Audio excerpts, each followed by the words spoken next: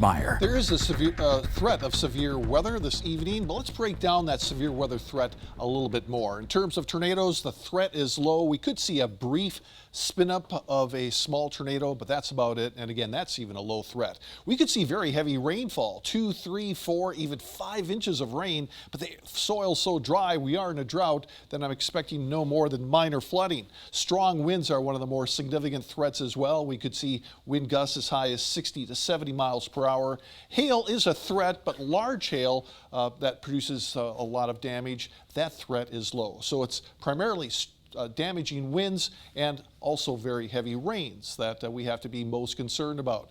We had some significant rains last night. Here's the last 24 hours. In southwest Wisconsin, there was as much as 2 inches of rain, not too far from Monroe, between Monroe and Cuba City, and much of the southwest corner of the state. Also, central Wisconsin saw some rainfall amounts approach 1 inch. Through much of south central Wisconsin, though, including Madison, the rain didn't fall at all, or was just a few tenths of an inch.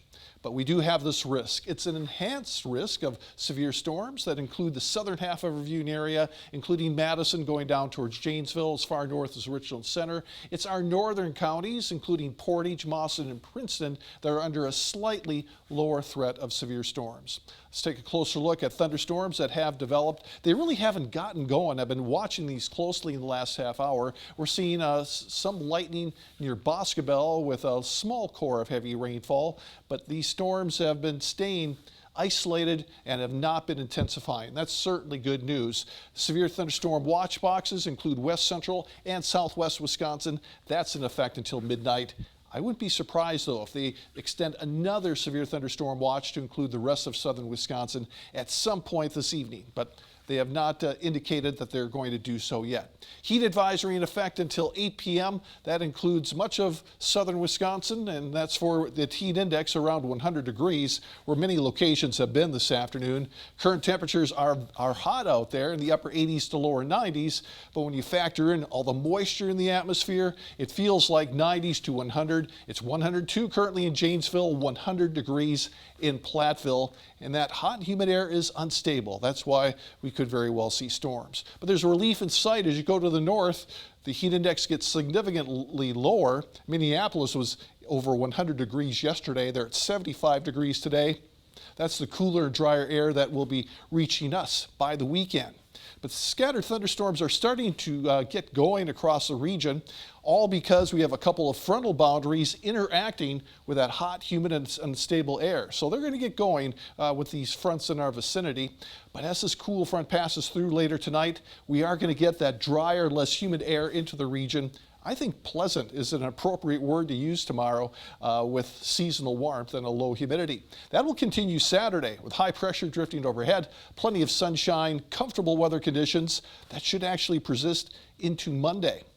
In the meantime, let's take a look at that heat index and what's going to be happening. It is hot out there now, but with a frontal passage, heat indices by tomorrow will be in the 80s. What a switch, about 20 degrees cooler. Our forecast then for tonight calls for scattered thunderstorm development this evening. Strong winds, damaging winds, and very heavy rainfall are the highest threats. A low of 64 degrees, winds becoming northwest at 5 to 10. Tomorrow, mostly sunny, seasonal, less humid. Adds up to pleasant, high 83 with north winds at 5 to 10.